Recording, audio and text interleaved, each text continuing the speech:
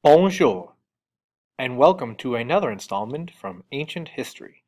This one is entitled, as you can plainly see, Mesopotamia. It will cover the early period from 3500 to 2000 BCE.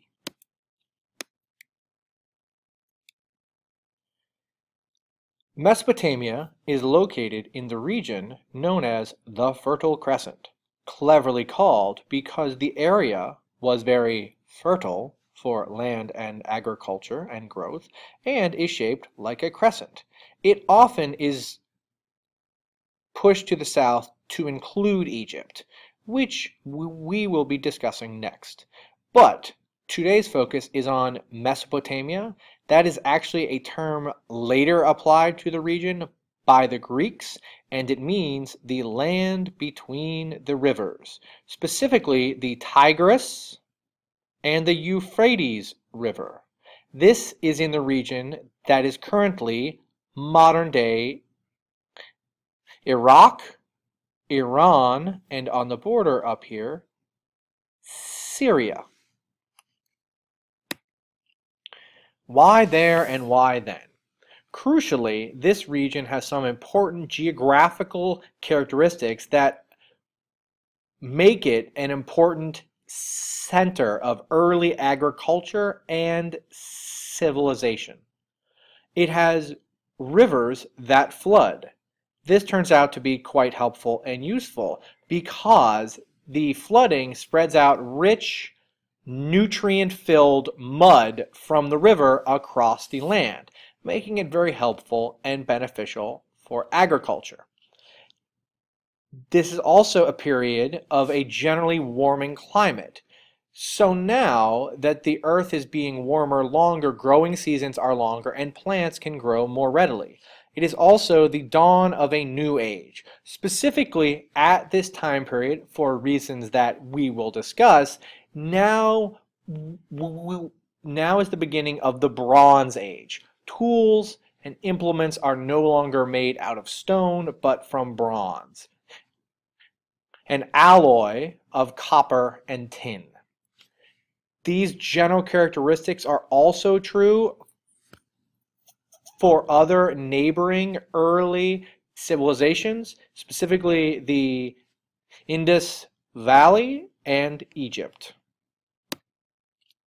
The earliest location in the region of Mesopotamia, the first civilization that we know of in the history of the world, is known as Sumer, and it is down at the end of the Tigris and the Euphrates in this very nice fertile region where they can flood and have drinking water and have trade and travel and transport along the two rivers.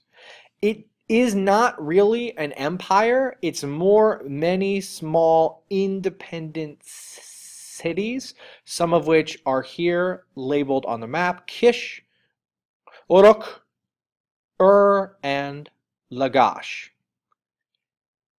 Importantly, while they have the Tigris and the Euphrates, these are unpredictable rivers. They don't know when they will flood, in part because these rivers get their water from the snow-capped mountains up here in the region of Eurasia, sort of in modern-day Turkey and Hungary and Ukraine. What that means is there could be a lot of snow and therefore lots of water in the spring and high flooding and trials and tribulations. There could be little snow and little water and therefore droughts. So the rivers are both a tremendous benefit and hindrance to them. They bring water and nutrient-filled mud and soil, but they can also bring floods and devastation. To help tame the rivers, the people in these towns and cities build infrastructure. They build dams to block the flow of the river, to have water wheels, to allow a small amount of controlled water out at one time. They build levees. These are earthen walls along the edge of a river to hold back high water and flooding, and they dig ditches and canals for irrigation networks to feed and water their crops and their animals. Again, this is not really an empire, but it's the first civilization, a collection of towns and cities in the same region linked together through travel and trade. This is the first emergence of what we will come to know as complex societies. What we mean is not just different people doing different jobs, but specifically greater complexity, hierarchy, governments, the emergence of laws and religion and temples, as we will see. They also, given that more people have more time to do more things, specialization of labor, invent the wheel, used both for pottery to make more pots more quickly and more easily, not as pretty or as fancy as the handmade ones, but now people can crank out pots more rapidly, and for carts. Wheel travel and transport is now possible for the first time. There is an important note here in this region that starts with the first civilization but continues through to the present day, and that is the urban-rural divide. Until very, very recently, like the past 100 years, most people in the world still lived in rural or in the countryside. But urban areas, towns, and cities have left the most things behind. That is where politicians and government and artists tend to flock. And therefore, this urban-rural divide, most people living in rural areas, but most of the stuff being left behind by the urban areas, contributes to an important historical idea that we will talk about going forward, and that is the bias of the winners. What that means is history is naturally biased or slanted towards the winners. We know that towns and cities, urban areas, win out. They establish laws and culture, and they leave more stuff. Therefore, our history is biased towards the people who won. It ignores most of the people who live their lives in the countryside simply because they didn't leave as much stuff. That there's nothing that we can do about that. It's neither good nor bad, but it's a thing to constantly be aware of, that we can only tell stories about the people who left things. That doesn't mean that theirs are the only stories to tell. But until we build a time machine or a TARDIS, we have to work with what we have. Another important thing about ancient Sumer specifically and Mesopotamia in general is the lack of natural boundaries. Their rivers are in the middle of a wide open plain. Yes, there's a bit of a desert here to the south, but no hindrances here to the east, to the west, an open path to the sea and to Egypt, and to the north, wide open. This is both a blessing and a curse. This allows for the free and easy transmission and travel of people, of goods, and of ideas. Once one person invents the wheel, it can spread very easily. But it also means, as a curse, it's hard to protect yourself. What we will see is this region has a lot of big ideas and inventions and is really important, but it also gets invaded and, killed and taken over a whole lot. Both a blessing and a curse. One of the first and most important towns or cities in the region, in the world, is the city of Uruk. Here is an artistic recreation of a town of about 10,000 people. It has many complex irrigation canals. It has high temples on the mountains. It has carvings of kings and nobles. Again, complex society, hierarchy, and structure. This is the archaeological excavation as it looks today.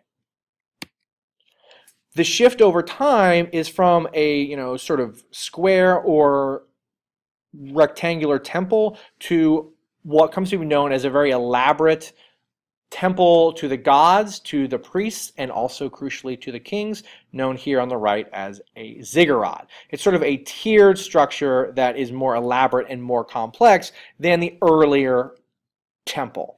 And crucially, this ziggurat, sort of their version of a pyramid, is a nice model for the emergence of another feature of complex societies, and that is social classes. The top or smallest here is comprised by both priests and king. They work together and they often reinforce each other, where the priests are going to communicate with the gods on whose behalf the king is going to take action to protect his people. Under them are scribes, the emergence for the first time of a literate class, people who can read and write, and bureaucrats, people who work in the government, who keep the records, who enforce laws, who, importantly, collect money. Under them are craftsmen who are skilled, and these could be people who are doing bronze tools, or potters, or wheel makers, and trading merchants, using the carts and wheels to trade with other areas. Under them are people who do agriculture and other people in the fields, outside of the town, in the countryside, and on the bottom rung, laborers and captives, either from war and battle or debt, who we come to call slaves. Notice as the tiers go down, they get bigger as there are more and more people in the lower and lower rungs. As I said, scribes emerge as part of this priestly class who are able to write, who are able to carve into clay tablets, shown here on the left and the right, the beginnings of language. It comes to be called cuneiform, drawing on scholars later, using terminology from the Greeks. Cuneiform means wedge-shaped because as they pressed into the clay, using a reed or stylus, the things carved into the clay are deeper at the bottom and wider at the top in the shape of a wedge. This is a crucial invention for stories, record keeping, archives, laws. Our history is possible because of writing, first invented in ancient Sumer. Over time is the shift from a city to a city-state to an empire in the entire region. A town or city is exactly what you would think, structured and organized with some sort of class or hierarchy structure. A city-state is a city that acts like a state, where it is now going to govern not just itself, but the towns and regions and countryside around it. Eventually, numerous different city-states are combined into an empire. The first empire in the history of the world is known as the Empire of Akkad, or it is called the Akkadian Empire. It lasts from 2334 to 2193 BCE. It is started by a guy who may be pictured here, maybe not, we're not sure, known as Sargon. So he is the creator or the founder of the Akkadian Empire. He rules or reigns from 2334 to 2279 BCE. He emerges out of this sort of northern region here, conquers all these towns and cities, and eventually unites this entire region under his rule. Hence an empire. Many different regions or towns and cities united under one ruler. He builds through conquest and alliance. Principally, he takes the wives or daughters of other kings or chieftains and incorporates them into his family, either through his own marriage or his daughter's marriage or the marriage of his children. And his empire, that is going to establish the pattern of many to come, collapses when it is invaded by outsiders. So he builds the first empire, but as you can see, it collapses not too long after his death. We will continue to talk more about towns, cities, and empires as the course continues. Thank you for listening.